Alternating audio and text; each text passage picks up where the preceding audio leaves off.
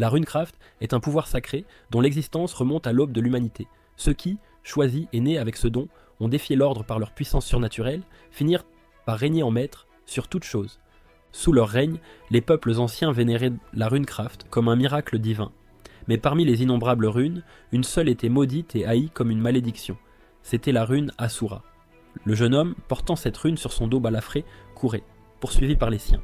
Armés de torches et de fourches, ils décidèrent de le laisser partir avec l'avertissement de ne jamais revenir au village.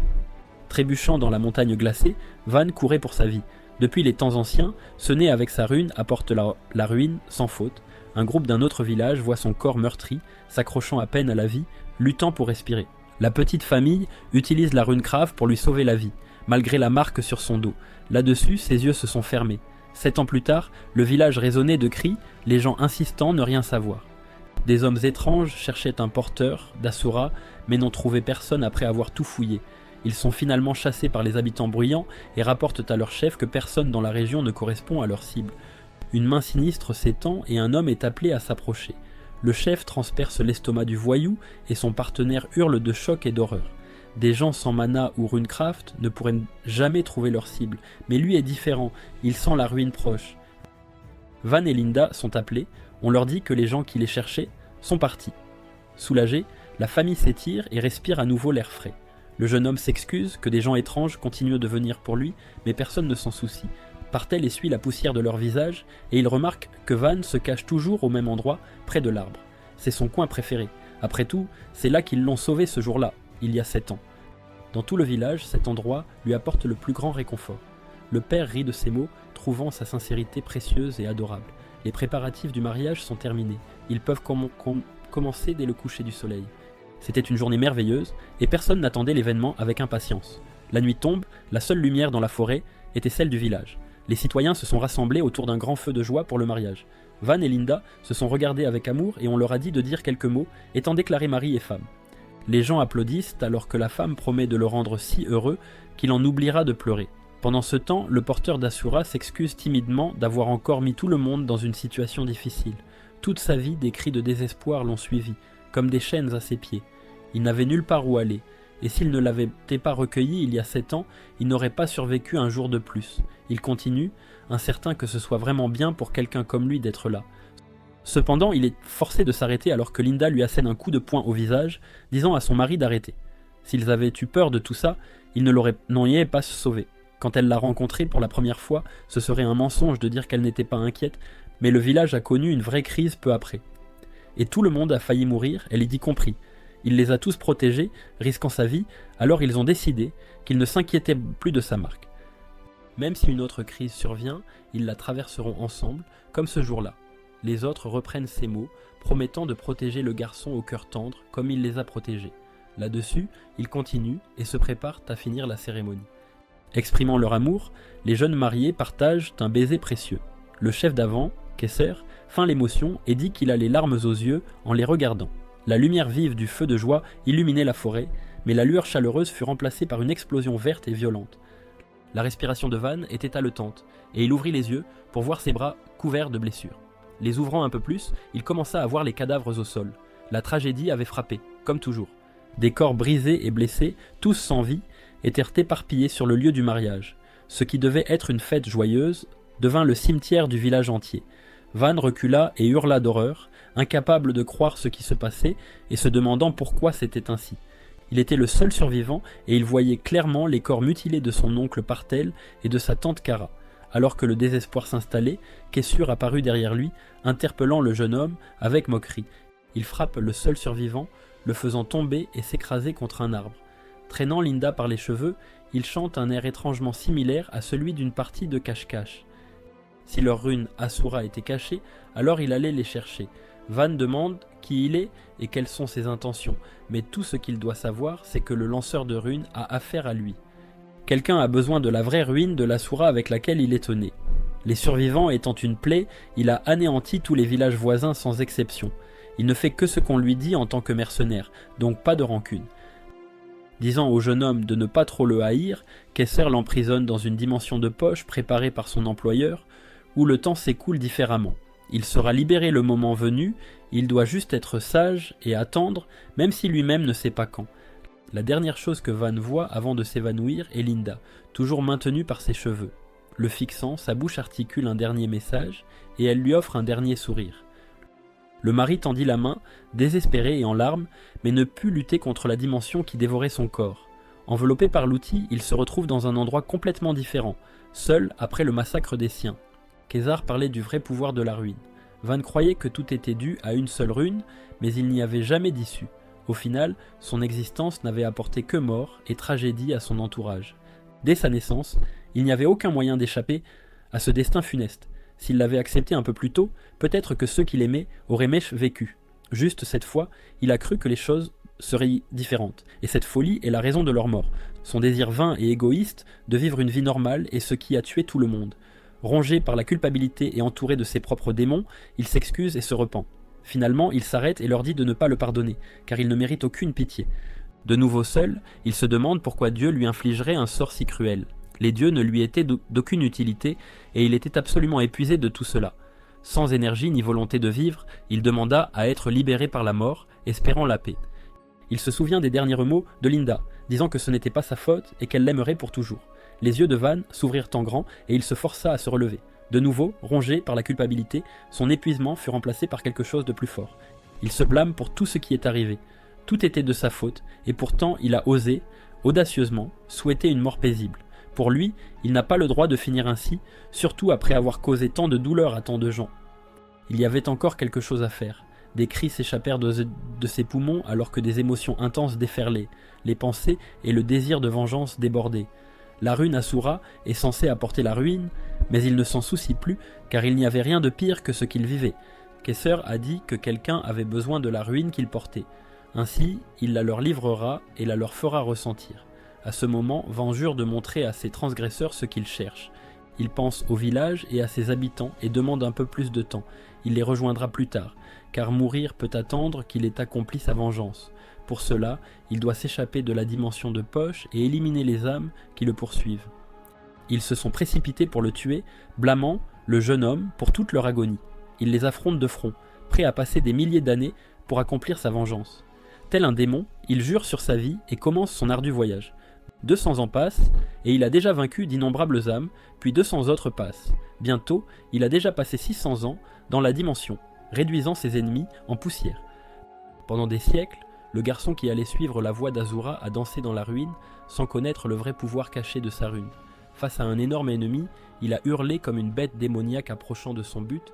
Il a passé 999 ans à se renforcer et à se baigner dans sa culpabilité.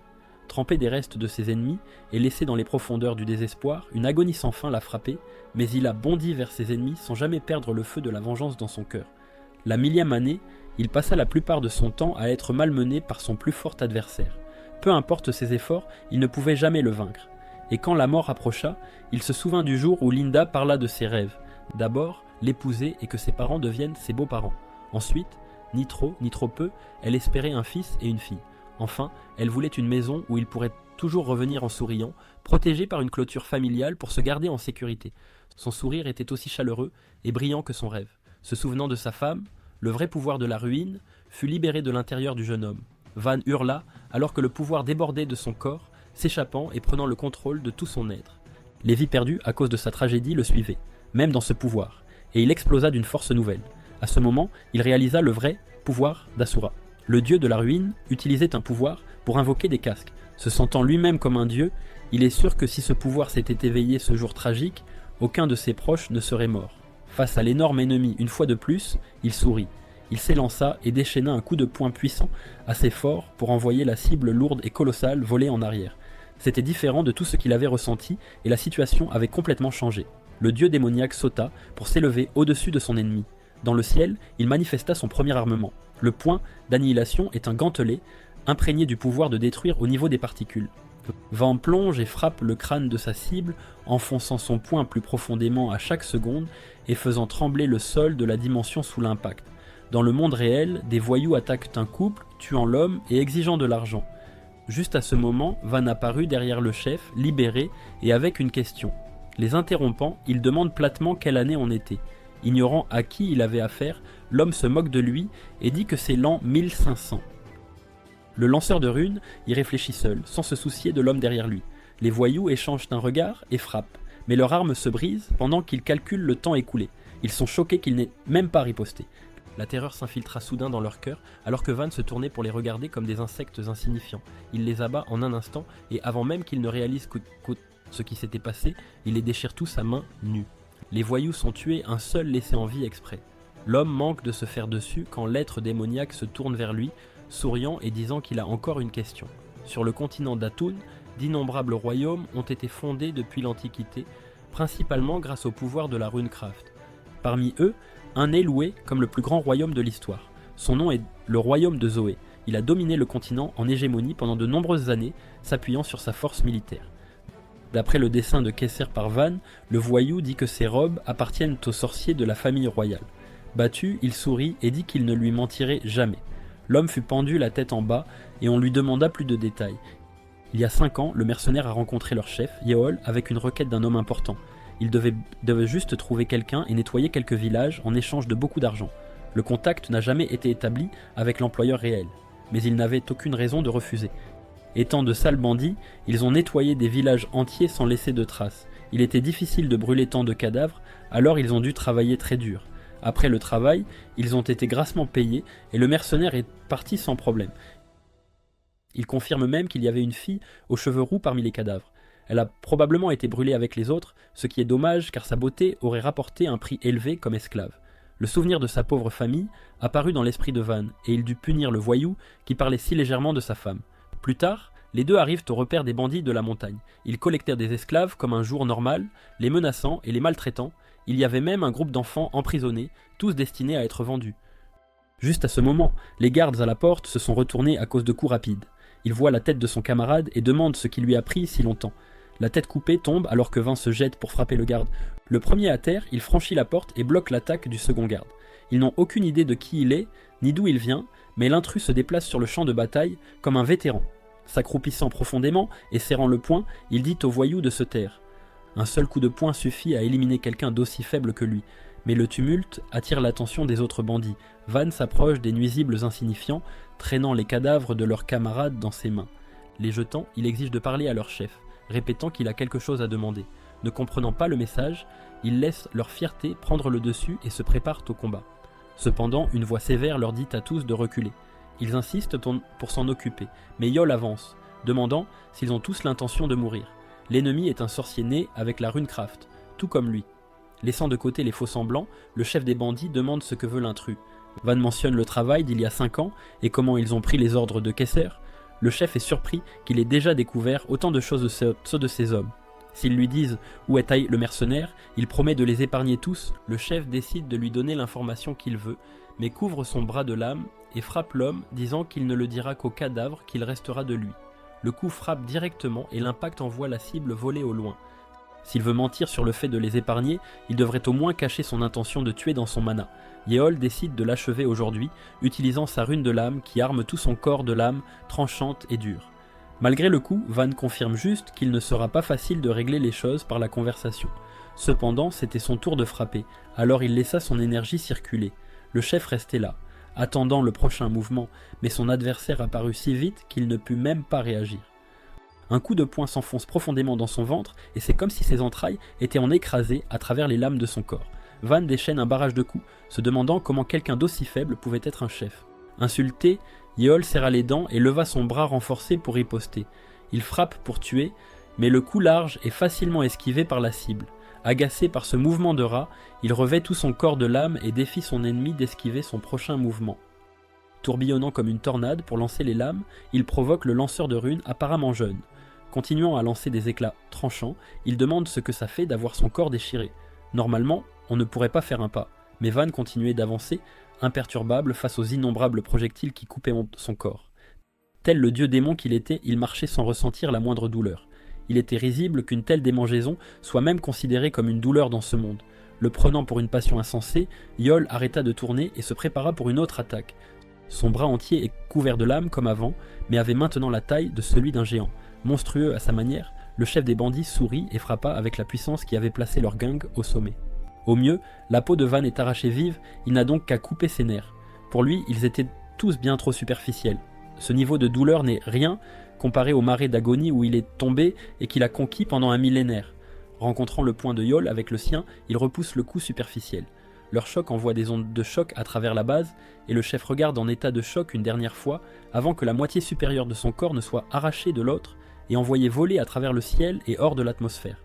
La base détruite et la bataille terminée, Van se tourne menaçant vers le reste des membres et suggère de reprendre là où ils en étaient, chacun d'eux dégluti de terreur, mais n'eut d'autre choix que de se battre pour sa vie. Au moment où le soleil était sur le point de se coucher, d'innombrables cadavres étaient empilés. Un homme fut laissé en vie et révèle que Kezor se trouve actuellement dans le royaume de Nordia. Ayant partagé l'information, il demande s'il sera épargné comme promis. Van fait comme s'il ne se souvenait pas et dit que c'est une blague en riant. Alors que l'homme s'apprêtait à partir, une main acérée lui transperça la tête. La seule blague était qu'il épargne leur vie. Laisser en vie l'un de leurs êtres dégoûtants était ridicule. S'il avait le choix, il envahirait Zoé tout de suite, mais il ne peut pas croire aveuglément les paroles d'un bandit. Même si cela prend du temps, il rencontrera Kessor et confirmera les choses lui-même. Il appelle Linda et sa famille et demande un peu plus de temps. En retour, il a préparé un petit cadeau à offrir. Il manque de sens artistique, mais demande qu'ils s'en contentent pour l'instant. Devant lui, les cadavres des bandits qui avaient pillé leur village étaient sculptés en croix. Leur vengeance ne fait que commencer, et pour signaler ce nouveau départ, il brûle la croix et se dirige ensuite vers Nordia. Dans la rue de la guilde du royaume de Nordia, un homme reçoit un coup de poing brise au haut au visage. Il tombe à genoux dans la ruelle sombre, sans personne pour entendre ses cris. S'accrochant à peine à la vie, il prononce le nom d'Anna Dalton. Autour d'eux se trouvaient d'autres cadavres, c'est pourquoi Van leur avait dit de parler dès le début. Le remerciant pour l'info, il sort de la ruelle remplie d'hommes battus. Pour la prochaine étape, il doit trouver où est la femme et ne peut se permettre aucun retard. Après tout, quelque chose comme hier pourrait se reproduire. La veille, il hurlait au milieu de la forêt, luttant pour contrôler le pouvoir magique qui s'emballait et débordait de son corps. Le pouvoir magique est une particule inconnue, invisible, mais répandue dans tout l'univers. Une personne qui l'accumule naturellement et utilise la runecraft est appelée un lanceur de runes ou sorcier, qui utilise son corps comme vaisseau pour contenir le pouvoir. Si le mana s'emballe dans le corps, il pourrait exploser par surcharge. Van doit arrêter le déchaînement en scellant son pouvoir immédiatement. Heureusement, il est assez habile pour le faire. Après une dernière explosion, le mana cesse de s'emballer, et il halta d'épuisement. Il a failli mourir là, mais comme il a scellé la majeure partie de sa magie, il ne peut en utiliser qu'une très petite quantité maintenant. Continuer à abuser de son pouvoir ne se terminera pas seulement par ses cheveux brûlés, il doit donc trouver la cause profonde de tout cela. Jusqu'à ce moment, il n'a d'autre choix que de se débrouiller avec le peu qu'il a laissé non scellé. Il découvre un homme de grande taille, véritablement imposant, qui lui barre le passage et lui demande avec insistance de bien vouloir s'écarter car il doit absolument passer. L'homme qui se présente sous le nom de Jenny lui explique qu'Anna est en train d'utiliser les lieux et que par conséquent, personne n'est autorisé à y pénétrer. Van lui rétorque qu'il aurait vraiment dû lui communiquer cette information bien plus tôt. Après tout, il semblerait qu'il soit arrivé de manière tout à fait inattendue, mais précisément au bon endroit. Ne souhaitant absolument pas perdre davantage de temps, il met le laquais hors de combat d'un coup de poing lourd et lui conseille vivement d'aller se reposer un bon moment. Il pénètre alors dans ce qui semble être un établissement de bain public, mais qui n'est en réalité occupé que par une poignée de personnes. Anna, qui se trouve en plein milieu de son bain, se plaint amèrement d'avoir été interrompue, et ce malgré le fait qu'elle ait expressément réservé l'endroit. Van, sans détour, va droit au but et déclare qu'il est à la recherche d'une personne répondant au nom de Kessort. Elle est visiblement surprise qu'il prononce ce nom avec une telle légèreté, comme s'il cherchait délibérément la mort. Sa réaction immédiate confirme à Van qu'il a bel et bien trouvé la bonne personne, et il lui intime de partager absolument tout ce qu'elle sait. Riant de son audace et de son impudence, elle ordonne à ses laquais de lui arracher la bouche et de la lui apporter. Elle est réputée pour être la meilleure courtière en information du marché noir de tout le royaume. Suivant ses ordres précis, les hommes qui la gardent sont soudainement emplis d'une puissance démesurée et commencent à transformer leur forme en quelque chose de bien plus féroce et bestial. Ils se métamorphosent en créatures, ressemblant à des loups, dotés de multiples yeux sur la tête, et se jettent avec fureur sur l'homme qui a osé rabaisser leur maîtresse. Comme à son habitude, Van aurait préféré résoudre les choses par la communication, mais les gens qui l'entourent semblent vraiment déterminés à rendre les choses difficiles. Il frappe violemment deux des ennemis, les disloquant et les envoyant valser au loin. Dès qu'il marque une pause, l'un d'eux tente de riposter en visant un angle mort, mais il n'existe absolument aucun angle mort pour le porteur d'Asura. Il contre-attaque et prend un peu de distance alors qu'un autre ennemi bondit pour frapper. Le barrage incessant commence sérieusement à l'agacer. Alors il se prépare et vise directement sa cible. Avant même qu'il ne puisse réagir, il se projette sur les bêtes et réduit la distance en un instant fulgurant. Son poing entre en contact avec un ennemi, mais la pure déflagration de son coup de poing perce un trou béant à travers le corps de l'autre. Même le mur des bains est complètement déchiré, manquant Anna de quelques mètres seulement. Une fois tout cela réglé, il lui demande si elle est enfin prête à avoir une conversation paisible et civilisée. Amusée par l'attitude du sorcier, elle lui répond avec un certain regret que Kessor ne se trouve plus du tout dans les parages. Il lui demande où il est maintenant, mais elle lui rappelle qu'elle est une courtière en information et qu'elle ne peut fournir aucune donnée sans être dûment rémunérée. À sa grande surprise, il lui demande avec beaucoup de bon sens ses tarifs, au lieu d'essayer de lui extorquer les informations par la force. Van précise qu'il vient de tuer ses gardes en légitime défense et qu'il est tout à fait disposé à payer un prix juste et équitable. Pour des informations concernant Kessor, y compris ses déplacements et ses habitudes, elle lui réclame la somme de 10 000 pièces d'or. C'est un montant extrêmement élevé pour lui, mais en raison de ses attentes erronées concernant le prix, elle ne peut malheureusement pas lui fournir la moindre information. Puisqu'il doit simplement payer, il se retourne pour partir et lui dit d'attendre patiemment. La courtière lui demande pourquoi il cherche ce mercenaire avec un regard si terrifiant, qui plus est. Elle lui demande négligemment s'il a tué sa famille, mais il lui répond de s'occuper de ses affaires si elle ne veut pas que sa bouche soit arrachée. Malgré cet avertissement glaçant, elle esquisse un sourire et feint la peur. Van se dirige ensuite vers la rue des mercenaires du royaume et y complète son enregistrement en tant que mercenaire. Le processus en lui-même est rapide, mais les novices prennent généralement plus de temps car les vétérans ont la priorité pour les missions. Il semble que cela va prendre plus de temps que prévu, mais il avait de toute façon besoin d'un moyen de gagner de l'argent. Il avait envisagé de menacer la courtière si nécessaire, mais elle n'était manifestement pas une personne ordinaire, et il n'y a aucun intérêt à se faire des ennemis inutiles. Alors qu'il tente de gagner honnêtement sa vie, une silhouette encapuchonnée dépose une demande de mission pour quelqu'un sans aucune expérience. Ses yeux se posent sur elle, et la réceptionniste le désigne également comme le candidat idéal pour cette tâche.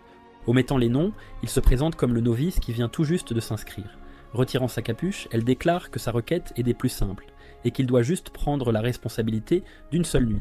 La demande de Léona prend les deux hommes au dépourvu, alors Van se détourne de cette femme qu'il juge folle, tandis que le personnel lui suggère d'aller plutôt dans un bordel. Comprenant le malentendu, elle clarifie qu'elle cherche simplement un escorte. Elle suggère d'écouter le montant du paiement avant de partir, mais il déteste les employeurs excentriques. Un homme imposant, qui a entendu la conversation, demande combien, et on lui répond qu'elle offre 10 000 pièces d'or. Cela fait s'arrêter net le porteur d'Azura.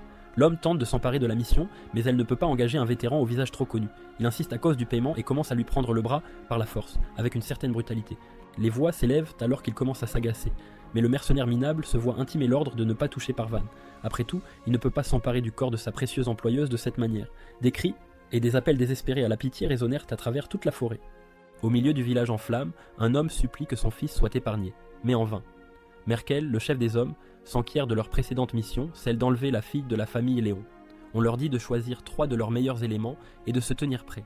Enfin, on leur ordonne de pendre un cadavre avec lequel il s'est amusé et de partir juste après.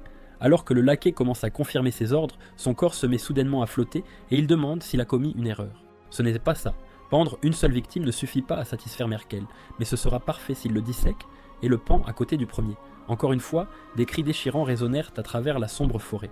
Pendant ce temps, Van dévorait de délicieuses bouchées de son repas, laissant Léona visiblement perturbée. Après avoir écouté sa mastication, elle frappe son poing sur la table avec frustration.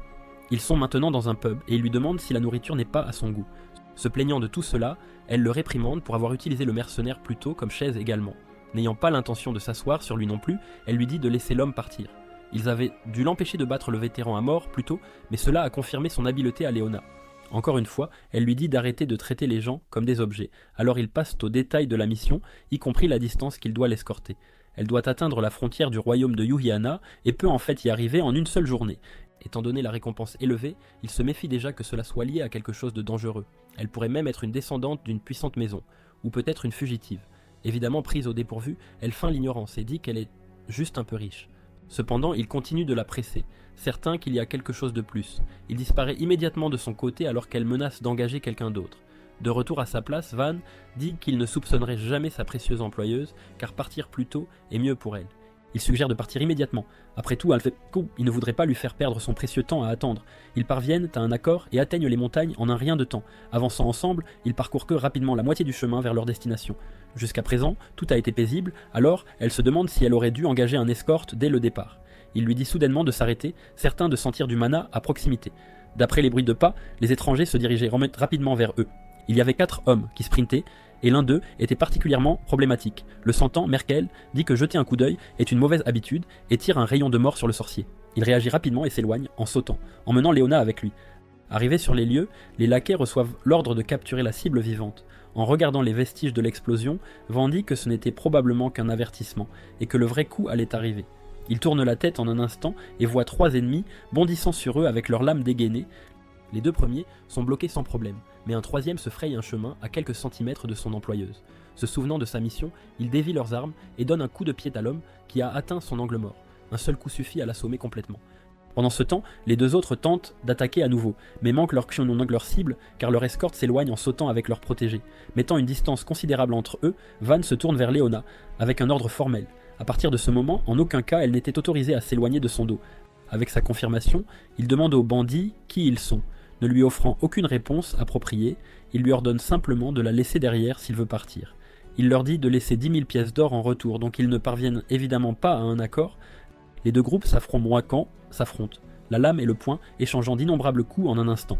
Van rivalise parfaitement avec les deux malgré leur avantage numérique, mais les assaillants refusent de reculer si facilement. Ils craignaient qu'il ne soit un sorcier, mais pensent à tort qu'il n'est qu'un gamin. En fait, il était juste prudent, mais il semble que c'était inutile pour des gens aussi stupides qu'eux. Il réduit la distance en un instant et déchaîne une rafale d'attaque avant même qu'ils ne puissent réagir à ses mouvements. Un dernier coup de poing déchire leur corps, soulevant les arbres et atteignant les montagnes derrière. Tout ce qui reste, ce sont les pieds plantés au sol, là où ils se tenaient. Comme prévu, ce ne sont que de simples clowns pour quelqu'un comme lui. Pendant ce temps, Léona ne comprenait pas comment il avait fait cela, alors qu'il semblait encore plus jeune qu'elle.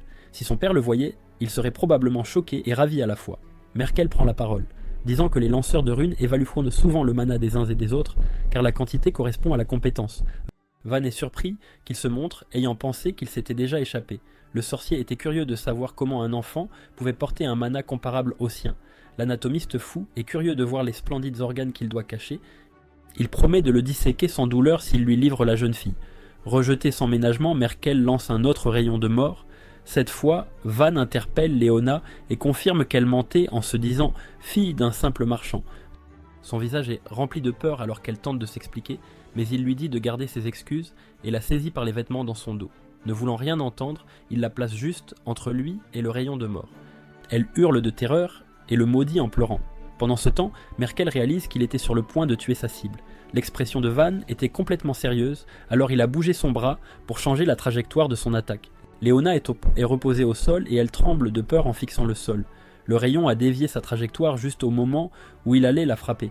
Enragée, elle et le sorcier, après son cri à Van, disant qu'elle a failli mourir. Il est censé être son garde du corps, mais il a failli causer sa mort lui-même. Pour tordre la direction en cet instant fugace, Merkel a prouvé son habileté à manipuler le mana. De plus, ses actions confirment que son objectif est de capturer son employeuse, et non de la tuer. Ignorant ses plaintes, il dit qu'il passera outre son mensonge juste cette fois. On lui dit qu'il va la lancer et qu'elle est censée atterrir seule et se cacher en toute sécurité. L'assurant qu'elle ne va pas mourir, il lui saisit le cou et la projette dans l'oubli. Merkel ne laissera pas sa cible s'échapper si facilement, alors il saute pour la poursuivre. Cependant, Van n'a aucune intention de le laisser faire à sa guise et saisit le sorcier par la cheville. Le tirant en arrière, il utilise l'élan et frappe l'ennemi en plein visage. Le barrage ne faisait que commencer et plusieurs autres coups furent portés à son corps. Il réussit tous ses tirs, mais Merkel, étonnamment, tient bon et rit. On aurait dit que tous les coups étaient bloqués par quelque chose de dur. Pour le taquiner, l'ennemi dit qu'il attrapera la fille après l'avoir découpée. La runecraft en sa possession est la psychokinésie, qui manipule l'état physique d'un objet en utilisant le mana. Avec elle vient la capacité de décharger de l'énergie en un éclat instantané, tout comme les rayons qu'il a utilisés. Il en lance un préventivement, et pendant que Van l'esquive, il enchaîne avec une attaque physique sur la cible distraite. Vêtu d'amélioration psychokinétique, son combat au corps à corps est considérablement puissant. C'est au tour du porteur d'Asura de tenir bon et de riposter avec ses propres coups. Esquivant une fois de plus, il retire son poing et utilise beaucoup de puissance pour déchaîner une frappe.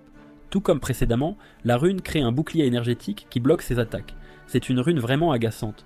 Merkel dit que c'est inutile car la qualité de leur rune est à des années-lumière, même si leur quantité de mana est similaire.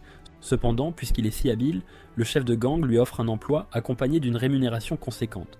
Van lui révèle combien Léona le paie, mais ce montant dérisoire fait rire le chef car ils peuvent gagner autant en attaquant seulement 2 villages. Cependant, la révélation de ces méfaits irrite le porteur d'Azura. Merkel déclare fièrement qu'il ferait n'importe quoi sans poser de questions tant qu'ils sont payés. Voyant Van sourire, il rit de joie, pensant que l'ennemi était sur le point de devenir un allié précieux. Cependant, le sorcier riait en fait de la façon dont il était pathétique de lui parler. C'est ridicule qu'il ait eu une conversation avec une vermine comme lui. Maintenant qu'il sait mieux, il a décidé de le démembrer jusqu'à ce qu'il soit méconnaissable.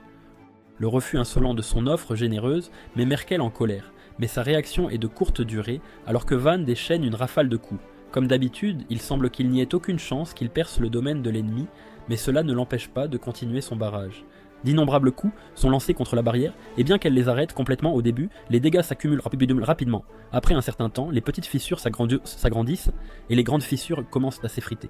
Finalement, le bouclier énergétique se brise complètement, laissant le lanceur complètement choqué par cet exploit impensable.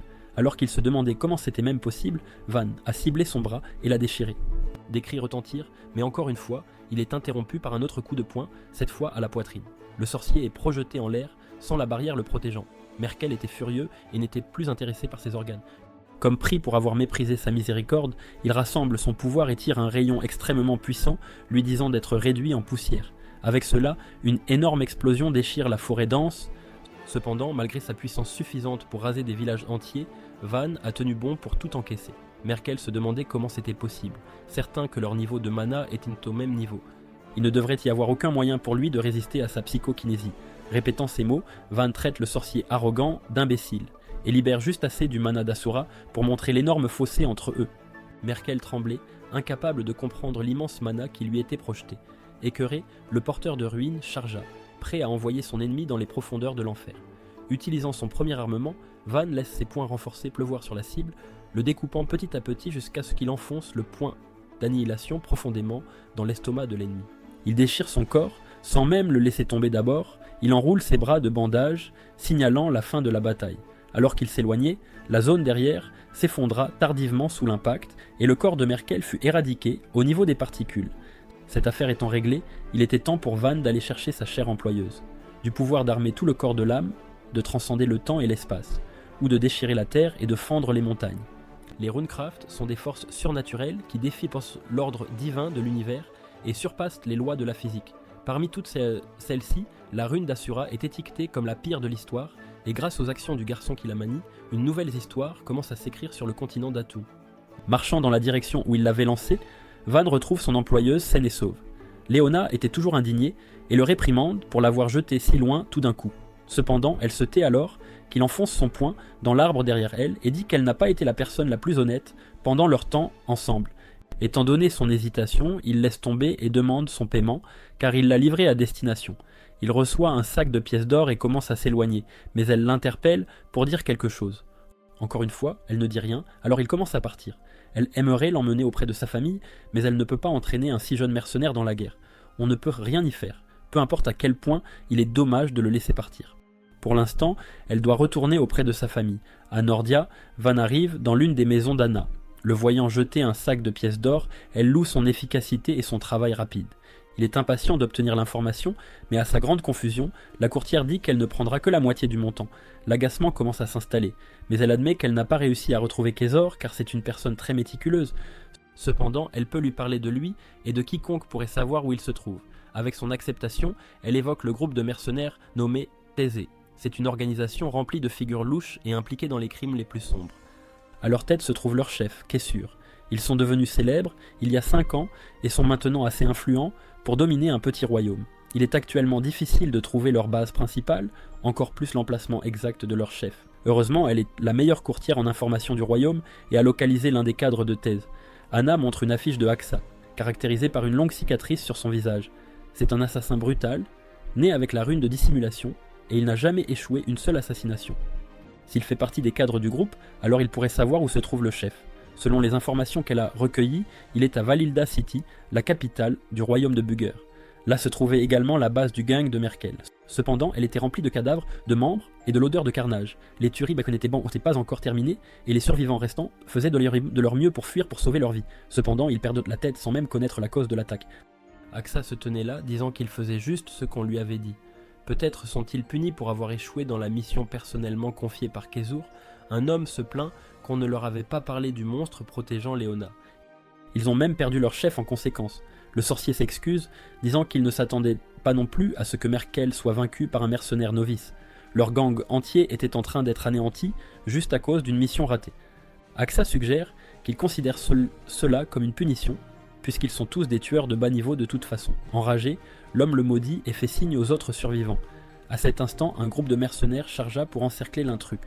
Utilisant la rune de contact qui crée une main de mana énorme et contrôlable, le vieil homme rend Axa incapable d'agir. Avec cela, il était sans défense et libre d'être tué par les autres. Cependant, il s'excuse juste d'avance. Le pouvoir de la rune le tenait fermement, c'est certain, Mais il disparut soudainement de son emprise, et les membres du gang se retrouvèrent sensibles à poursuivre. Soudain, l'utilisateur de la rune de dissimulation apparaît derrière le vieil homme. C'était fini avant même qu'il ne puisse réaliser ce qui venait de se passer, et il ne put que maudire, impuissant alors qu'il était découpé en un instant. La nuit se calmant, une fois de plus, un homme à l'extérieur demande à Aksa s'il s'est occupé de tout. L'assassin lui jette à peine un coup d'œil et lui dit de vérifier personnellement si ce n'est pas déjà évident. Puisqu'il est sûr qu'il n'y aura de toute façon aucun problème, l'homme encapuchonné partage que le tueur de Merkel est en cours d'investigation et donne quelques descriptions. Comprenant vite, Aksa confirme que le mercenaire sera sa prochaine cible. Son esprit vif est la raison pour laquelle Kessler ne le laissera pas partir. Avec cela, le messager disparaît pour rapporter le succès de la mission du chevalier. Laissé seul, l'assassin allume une cigarette et se prélasse au clair de lune, réfléchissant aux caractéristiques de sa cible. D'autre part, Van entendait parler de Aksa pour la première fois. Son emplacement était proche, et maintenant il n'a plus qu'à trouver le nom de la personne qu'il va chercher ensuite. La taille de l'exécutif de Taze, alors que le nombre de personnes sur sa liste de cibles augmente chaque jour. Hoffman demande à Maggette s'il y a un moyen de sortir de leur situation actuelle. Devant eux se tenait un monstre colossal, capable de dévorer des villages entiers en quelques instants. La bête les fixait de ses yeux vides mais terrifiants. Sans la moindre idée de comment s'échapper, les deux enfants commencent à paniquer, d'autant plus lorsque la créature rugit et se jette sur eux, ouvrant la gueule béante de son corps. La mort était inévitable, et tout ce qu'ils pouvaient faire était d'attendre qu'elle arrive. Juste à ce moment-là, quelque chose jaillit du sol, détruisant la terre en dessous. Serrant son poing haut dans le ciel, Van vise et lance son poing d'annihilation à travers le corps du monstre. La lumière dans ses yeux disparaît, éteinte par l'attaque. Ses entrailles tombent sur les enfants, en dessous, et le reste de son corps suit bientôt, s'écrasant lourdement au sol. Le trou qui a traversé sa poitrine était assez puissant pour le couper en deux, sa partie supérieure et inférieure. Van, de retour au sol et portant sa cape, confirme que les enfants vont bien. Puisque la zone grouille de monstres, il leur suggère de partir immédiatement. Il lui demande comment il pourrait le remercier, mais il répond qu'ils n'ont pas à s'en soucier. Refusant d'abandonner, il lui propose de lui offrir un repas, précisant que leur boutique était toute proche.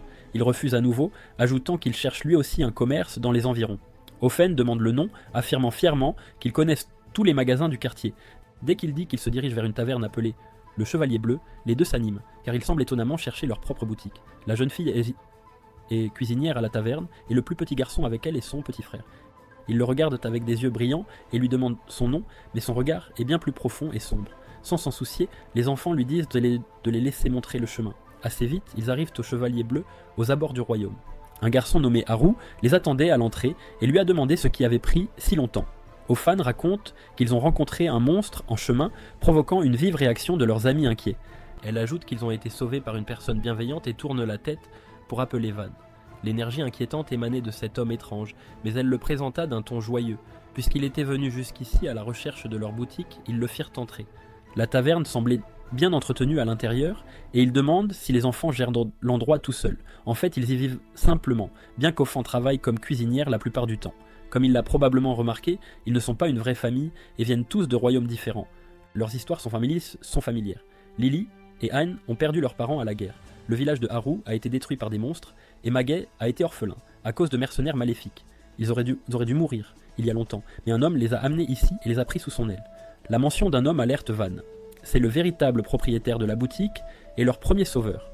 Puisqu'il dort probablement encore, Offen décide de le réveiller et demande à leurs invités de prendre un repas pour l'instant. La petite fille monte les escaliers en tapant du pied, prête à gronder le propriétaire pour avoir fait la grasse matinée. Comme prévu, elle entre dans sa chambre et le voit somnoler, lui demandant même quelques minutes de plus quand elle le réveille. D'un ton sérieux, elle raconte qu'elle et Magat ont failli être tués par un monstre. Cela fonctionne et pousse l'homme à se redresser brusquement, demandant avec inquiétude s'ils sont blessés. Heureusement, ils ont été sauvés par quelqu'un qui était en route vers leur taverne.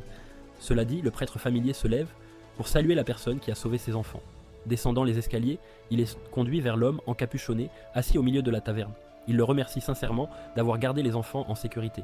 Van insiste que ce n'était qu'un coup de chance, mais tout de même, cela s'avérait être un tournant assez intéressant.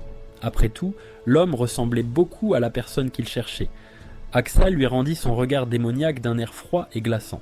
S'étant reconnu, il s'assied, disant qu'il n'est qu'un aubergiste ordinaire. L'invité fait le premier pas, disant que le chef ici est réputé être un cuisinier fantastique. Ce doit être une source inattendue, mais puisqu'il a déjà été tenté, il aimerait voir leur talent culinaire par lui-même. Aksa dit que les enfants deviennent bruyants quand il est en cuisine et finiraient par être une distraction. Si c'est sa préoccupation, Van suggère de prendre un repas demain avant le lever du soleil. Puisque les enfants dormiront alors, l'aubergiste accepte la requête. Établissant un accord discret, les deux décident d'aller se coucher tôt. Chargé de montrer la chambre à l'invité, Ofan est surprise qu'il se soit rapproché si vite. Ce n'est rien de trop inhabituel. Après tout, ils sont faits du même bois et se comprennent instinctivement. La nuit tombe bientôt et Van est escorté dans une chambre chaude et confortable. Avant que la jeune fille ne parte, l'invité l'appelle sans se retourner vers elle. D'une voix fatiguée et sévère, il lui dit de ne pas le remercier, car il ne l'a pas sauvé exprès. C'est étrange, car le prêtre lui a dit exactement la même chose quand il l'a sauvé. Sur ce, elle l'encourage à profiter de la nuit et ferme la porte. La lune est haute dans le ciel et une silhouette solitaire se tenait devant la porte de l'unique visiteur de la taverne. Avec une lame aiguisée autour de son bras, Oxa entre dans la pièce et trouve Van endormi sur le lit. Silencieusement et rapidement, il enfonce l'arme vers la tête de sa cible.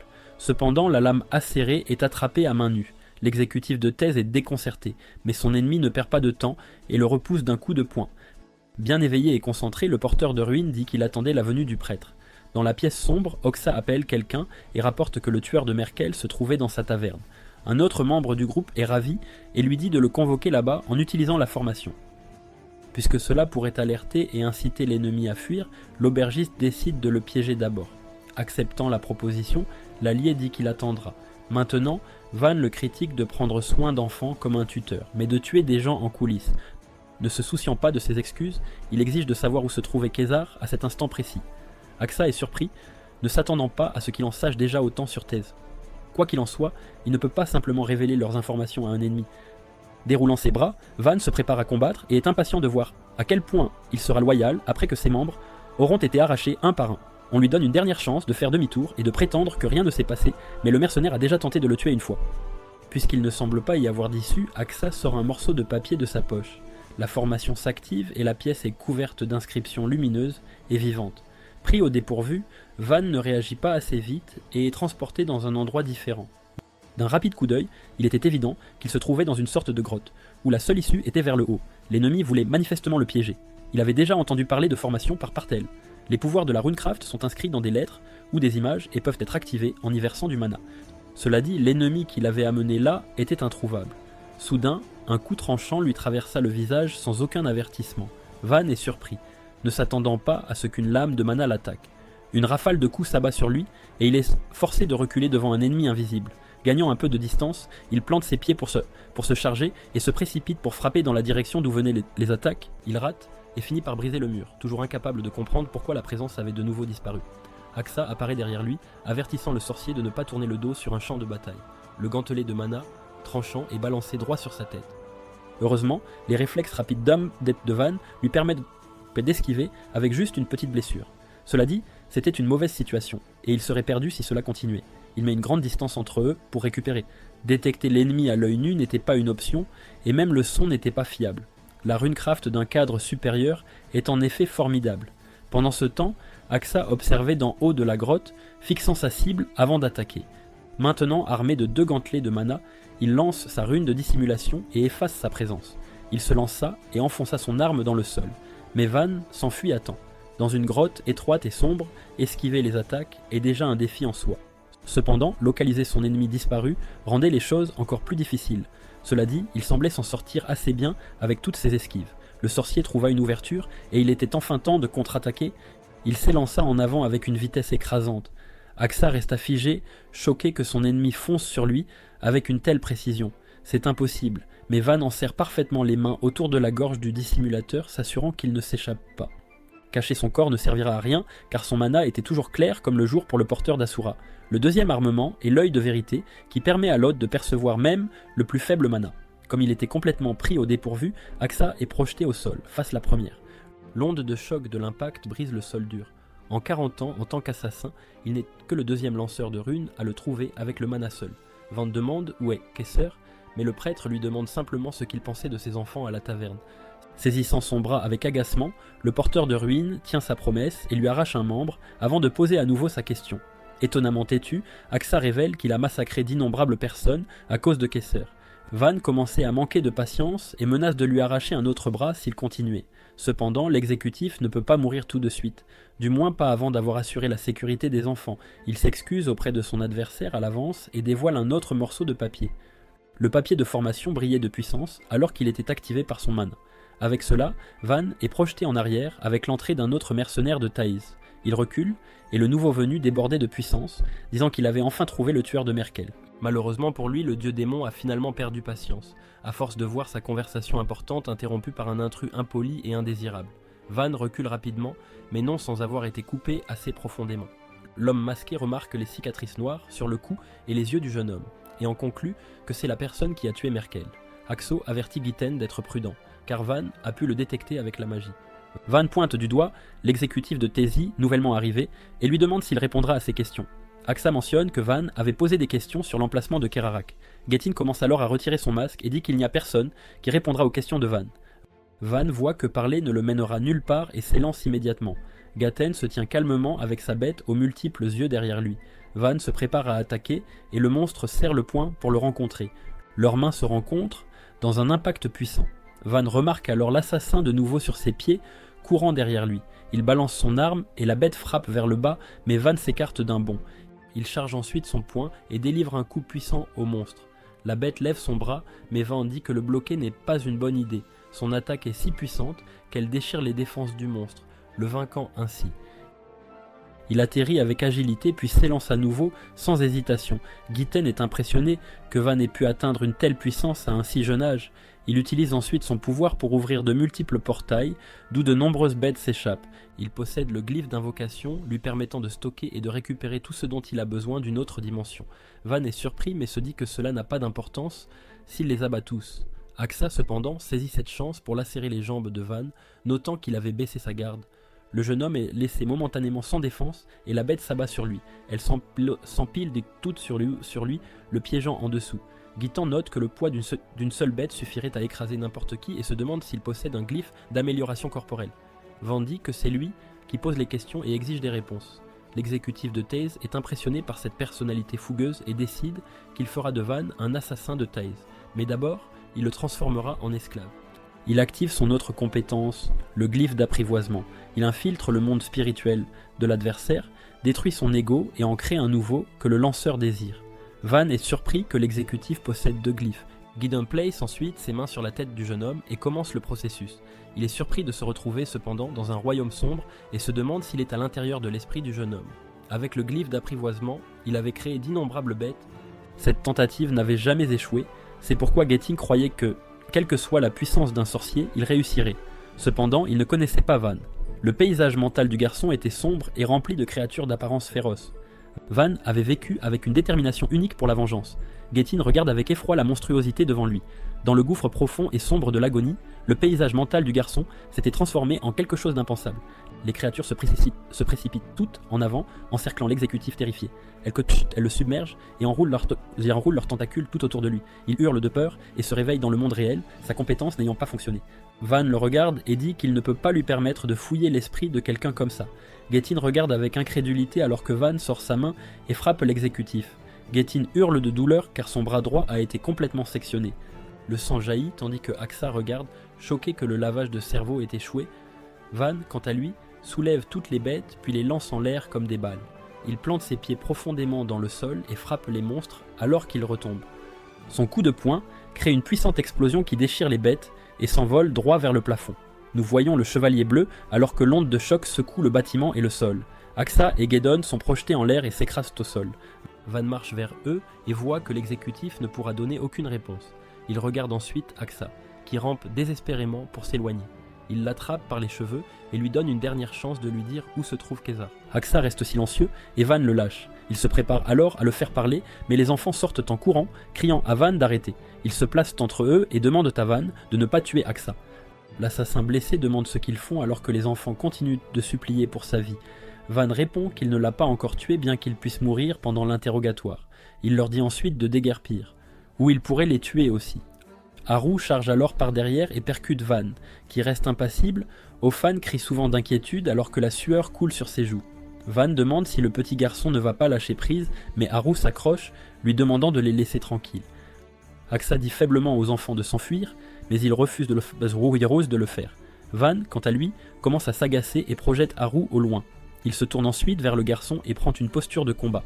Le visage d'Ofan est maintenant rempli de terreur.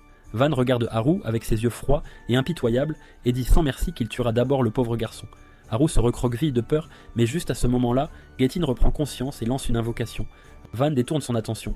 La salle d'invocation se connecte à un sous-espace lié à une autre dimension, permettant à l'utilisateur de stocker et de libérer tout ce dont il a besoin. De multiples longs tentacules apparaissent et se dirigent droit sur Van, tandis que Getin observe avec colère. Le jeune homme est surpris que l'exécutif soit toujours en vie. Il se prépare à l'impact, mais à sa surprise, les tentacules passent juste à côté de lui. Tous les enfants lèvent les yeux et sont choqués de voir que l'attaque les visait en fait. Certains essaient de courir, mais tous, y compris Axa, sont brutalement transpercés. Van plante alors ses pieds et s'élance en sprint. Il semble cependant être trop tard, car Getin se place déjà à l'intérieur du portail. Van frappe, mais ne saisit que l'air. Il sent un peu de résidu du portail dans ses mains et semble réfléchir à quelque chose. À l'intérieur de l'autre dimension, Getin est satisfait d'avoir tué les enfants, et Axa. De cette façon, aucune information sur Surkesser ne fuira. Il rumine ensuite sur la façon dont il a réellement beaucoup souffert, ne réalisant pas encore que quelqu'un est également entré dans la dimension. Il se dit qu'il doit faire son rapport à Kesser immédiatement, alors que nous voyons Van forcer le portail à s'ouvrir et passer à travers. Getin tourne lentement le dos, frissonnant de peur.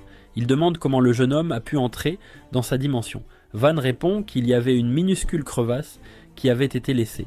Juste avant qu'elle ne se referme, il y a injecté sa magie et l'a déchirée de force. Son visage et son aura sont purement démoniaques, alors qu'il déclare qu'il en a marre des dimensions.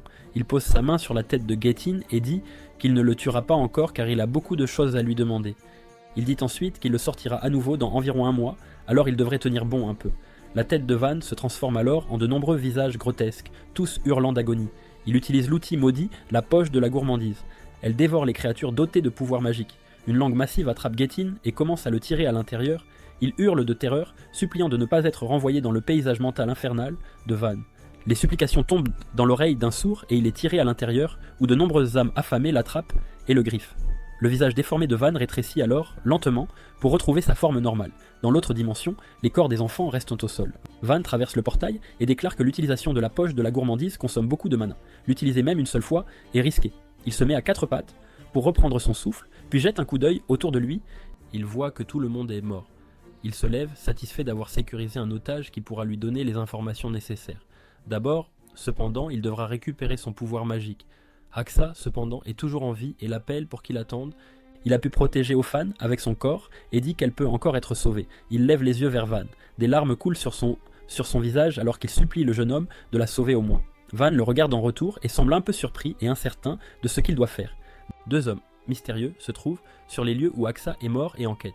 Ils ont également trouvé le bras démembré de Virgiton et ont déterminé que leur mystérieux ennemi est quelqu'un d'assez fou pour s'en prendre à 2 exécutifs de Teus. Mongo, le plus grand, dit à Tomo qu'il peut encore sentir la faible odeur de l'attaquant. Tomo matérialise des soldats avec son pouvoir et leur ordonne de faire leur rapport à Kesser sur ce qui s'est passé tout en ordonnant à Mongo de continuer à traquer leur cible. Tomo regarde le cadavre de Ox et pense à quel point sa mort est pathétique. Le lendemain, Ofin se réveille dans une grotte. Van est avec elle, alors elle lui demande ce qui est arrivé aux autres enfants. Il l'informe qu'elle est la seule à avoir survécu. La jeune fille ne peut l'accepter et accuse l'homme de se tromper. Elle insiste pour y aller afin de pouvoir encore les sauver. Van répond froidement qu'il a déjà enterré les corps des enfants. Ofin crie de déni et demande à Van pourquoi il n'a sauvé qu'elle.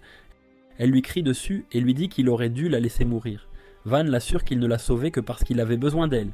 Il se souvient avoir demandé à Axa pourquoi il devait sauver Ofan, alors qu'elle finirait par être déchirée par des monstres ou tuée par des bandits. Axa lui a dit qu'Ofan connaissait des informations sur Kesser et Taez, ce qui a intrigué Van. L'homme mourant supplie Van de la prendre vivante et de la livrer à un village où elle pourra être en sécurité. Van demanda ce qu'il devrait faire si Ofan ne savait rien de Kesser. Axa répondit qu'il pourrait la tuer si tel était le cas. Van accepta de la laisser vivre. De retour au présent, Ofan est toujours désespéré, gérant sa culpabilité de survivante. Van la saisit par le cou et la soulève. Il exige qu'elle lui révèle tout ce qu'elle sait sur Kessur. Ofan lui dit que Kezor est très probablement au royaume de Barkan, car il se dirigeait vers ce royaume pour une mission du roi. La dernière fois qu'il a rencontré Axa, Van demande à quoi ressemble Kezor. Ofan dit que son apparence changeait à chaque fois qu'il le voyait et pense que cela doit être dû à son pouvoir. Il lui demande si elle sait quelque chose sur la nature du pouvoir de Kezor. Ophane répond qu'elle ne sait pas grand-chose, si ce n'est qu'il est un sorcier né avec 3 types de magie si rares qu'il n'y a qu'une poignée de personnes à manier ses pouvoirs sur le continent d'Aetun. Van reconnaît que cela s'avérera très problématique. Il lâche le coup d'Ophane et lui dit qu'elle devra lui raconter le reste de ce qu'elle sait en chemin. Il l'informe qu'il a passé un accord avec Axa pour l'escorter jusqu'à un village sûr. Ils marchent ensemble jusqu'à ce qu'Ophane aperçoive la lumière de la sortie. La première chose qu'elle voit dehors, ce sont des piliers de pierre placés sous une colline rocheuse. Van l'informe qu'il a enterré les enfants sous ces pierres, car seule une tombe de ce genre repoussera les voleurs et les monstres. Il dit avoir fait la tombe avec soin, car les enfants n'avaient commis aucun péché. Il permet à Ophane de faire ses derniers adieux. Ophane marche vers le mur de pierre et s'y appuie en versant des larmes. Elle se souvient du jour où Kézer a rendu visite à leur famille et a battu Aska à moitié mort pour avoir fui Zé afin de s'occuper des enfants. Axa supplia Kézar de lui pardonner et lui demanda d'épargner les enfants. Kézar lui dit que ses devoirs avaient été doublés et qu'il n'épargnerait les enfants que s'ils ne s'enfuyaient plus jamais. Une fois Kézar parti, Ophane demanda à Axa s'il allait bien. Aska serra tous ses enfants dans ses bras et promit de toujours les protéger. Les enfants sentaient la mauvaise odeur de Haxadu au cou, ce qui fit rire la famille de joie. Aska construisit l'auberge du Chevalier Bleu peu de temps après. Ils passèrent des jours à vivre comme une famille. Ce souvenir hante Ophane, à tel point qu'elle gratte le mur de roche avec assez de force pour faire saigner son doigt. Ses yeux sont remplis de rage tandis qu'elle continue de pleurer. Elle demande à Van s'il compte tuer Kessur et il répond que oui. Elle exige qu'il l'emmène avec lui afin qu'elle puisse réduire le cadavre de l'homme en poussière après qu'il l'ait tué. Van la regarde avec une certaine contemplation. Plus tard, Mongo et Tomo ont déjà trouvé la tombe, et Mongo rapporte qu'il a déterminé, d'après l'odeur laissée, que leur agresseur était là il y a seulement quelques heures. Tomo est très excité à l'idée de rencontrer bientôt leurs ennemis, et il est complètement déchaîné. Il y a un manoir. À l'intérieur, un homme nommé Surfer monte les escaliers vers une porte et frappe à celle-ci. Il entre dans la pièce où se trouve Kessur et dit qu'il rapportera ce qu'il sait immédiatement. Kessur est allongé nonchalamment près de la fenêtre, enveloppé dans l'obscurité, ce qui dissimule son apparence. Il dit à Surfer qu'il est déjà au courant de l'échec de Merkel. Kessur lui ordonne de dire à Mongo et Tomo de trouver le coupable rapidement. Surfer demande s'il doit intervenir personnellement pour résoudre le problème, mais Kessur répond qu'il n'y a aucune raison pour lui de faire le moindre mouvement. Kessur dit qu'il se rendra au royaume de Barkan et lui laissera toutes les affaires triviales. Surfer répond qu'il comprend. Kessur est accueilli au château royal du royaume de Barkan. Il est guidé vers la salle du trône où le roi et ses soldats sont présents pour le saluer. Le roi lui demande s'il a bien géré ce qu'il lui avait demandé. Kessur répond qu'il a éliminé les meilleurs sorciers du royaume d'Iran, comme il l'avait exigé. Il ne demande que le paiement promis. Le roi lui dit avec un sourire malicieux qu'il y a un problème. Il explique qu'il ne peut pas permettre au monde de savoir que le royaume de Barkan a fait appel à un mercenaire notoire, célèbre pour ses actes vils. La porte d'entrée derrière Kessur se referme. Le roi affirme qu'il n'a jamais promis de le payer dès le début. Kessur éclate de rire face à la situation. Le roi pense qu'il est devenu fou parce qu'il est si proche de la mort. Kessur admet qu'il a été trop complaisant et réalise maintenant que le royaume est bien trop ruiné pour le payer. Pour commencer, le roi l'avertit qu'il ne peut pas leur résister, car 30 des meilleurs sorciers de Barchan l'ont encerclé dans la salle du trône. Une lumière verte éclatante brille soudainement des fenêtres. Dehors, le ciel est d'un vert lumineux. Une statue géante, éclipsant le château, tombe alors du ciel. Sa lumière éclatante anéantit le roi et ses partisans à l'intérieur du château, les réduisant en poussière. Beaucoup d'entre eux tentent qu'on continue de fuir, mais la lumière est si écrasante qu'elle pulvérise tout le bâtiment en morceaux. Kessur se trouve sur les lieux où se dressait le château. Son subordonné lui rapporte qu'il ne reste plus rien du château, où qu'il aille. Kessur dit qu'il l'a fait intentionnellement de cette manière, car en faire moins n'est pas ce qu'il appelle beau. Le subordonné propose d'emmener son seigneur où il veut aller. Kessur répond qu'il préfère qu'il marche plus tôt, car il regarde le ciel et trouve que c'est une belle journée. Ophane dit à Van de l'emmener avec lui, voulant se venger de Kessur. Voyant qu'elle n'est pas dans son état normal, Van refuse de l'emmener, mais elle insiste, affirmant qu'elle ne peut pas vivre en paix après ce qui s'est passé et ne rien faire. Le mercenaire lui dit qu'il n'a aucune intention de la protéger, et si jamais elle se met en travers de son chemin, il devra la tuer lui-même. Ophane accepte ces conditions et le suit jusqu'au royaume de Varkan. Cette nuit-là, alors que les deux continuent leur voyage, la présence d'ennemis apparaît, les observant de près. Mongo et Tomo, deux des laquais de Kessur, prévoient de capturer Van et de l'offrir à leur chef, y voyant une occasion de rembourser l'homme qui les a recueillis. Mongo accepte, jurant de faire tout ce que son frère désire. Sur ce, les deux frères décident de les suivre et d'attendre une occasion d'anéantir Van. Pendant ce temps, Ophane et Van passent 3 fois devant le même arbre et s'arrêtent net. Ils sont sûrement perdus dans les bois et Ophane se souvient d'une histoire sur une forêt mystérieuse que son oncle Oxa lui avait racontée quand elle était jeune. La chaîne de montagne où se trouve le Chevalier Bleu était le nid d'une bête démoniaque dans les temps anciens, et l'entrée de ce nid est appelée la forêt de mort. Une fois que vous entrez dans la forêt, vous ne pouvez plus jamais en sortir.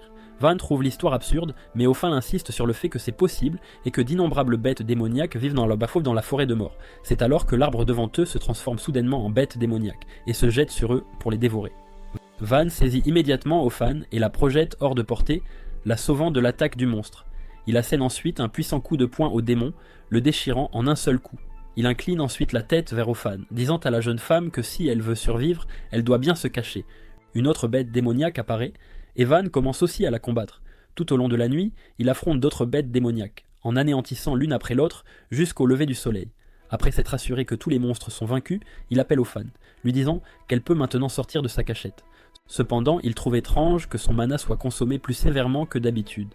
Il a l'impression que la forêt lui aspire son mana. Il commence alors à avoir des hallucinations et se demande ce qu'est réellement cette forêt.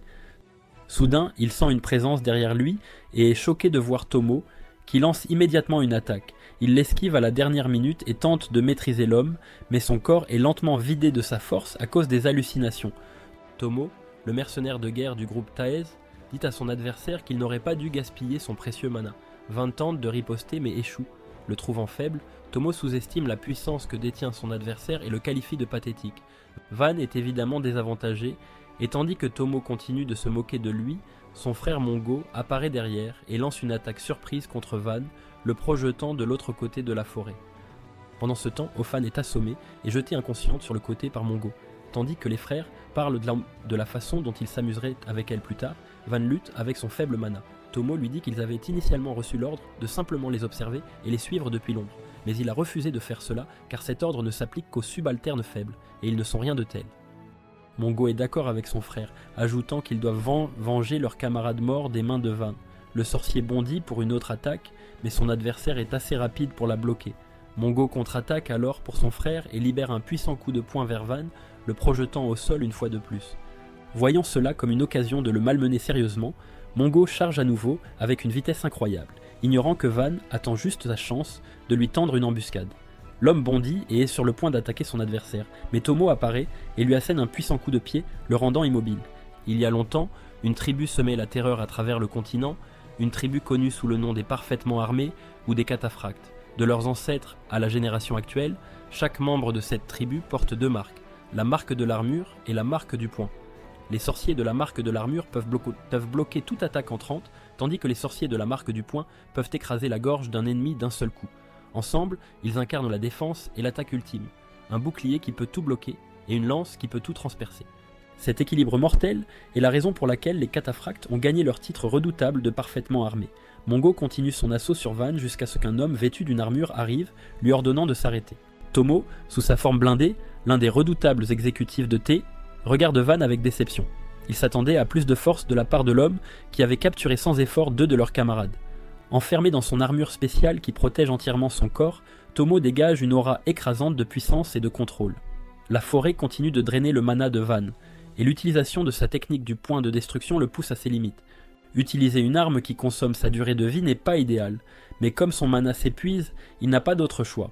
Tomo commence à s'énerver et ordonne à son frère d'achever le sorcier et de ne laisser que sa tête, disant qu'il la présentera bientôt à Kezor. Mongo est d'accord avec son frère, mais en entendant le nom de Kezor, Van comprend qu'ils sont membres du groupe de mercenaires Thésée. Sur ce, Van commence à se déchaîner, disant aux frères qu'ils devraient révéler ce qu'ils savent sur Kezor s'ils veulent vivre. Entendre le nom de leur seigneur, de la part d'un faible comme Van, est une insulte, alors Tomo charge le sorcier et est choqué de le voir invoquer des esprits maudits des enfers.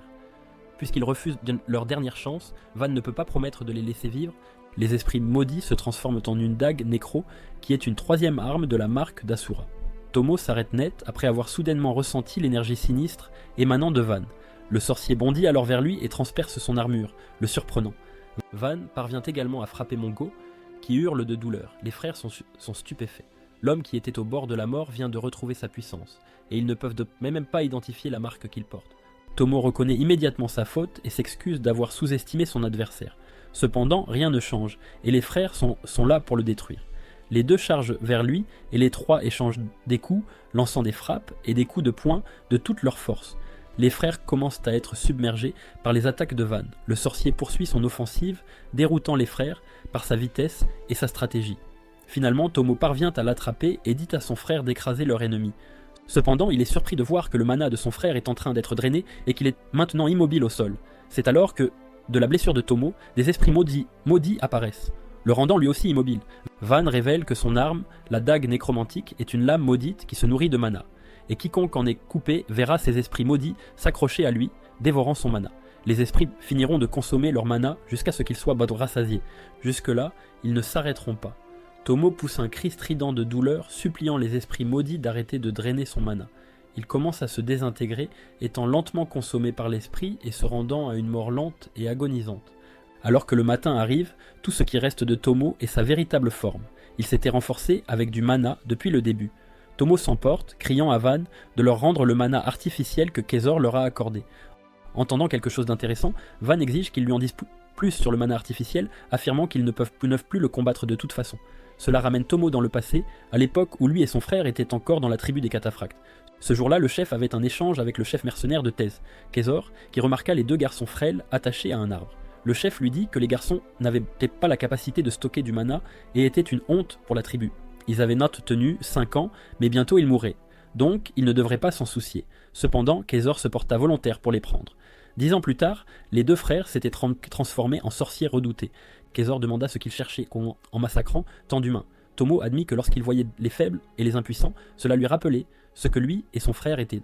S'ils n'avaient pas rencontré leur seigneur, ils auraient vécu toute leur vie comme des ordures, et cette pensée les remplissait de dégoût et de rage, au point qu'ils devaient les tuer sous leurs yeux.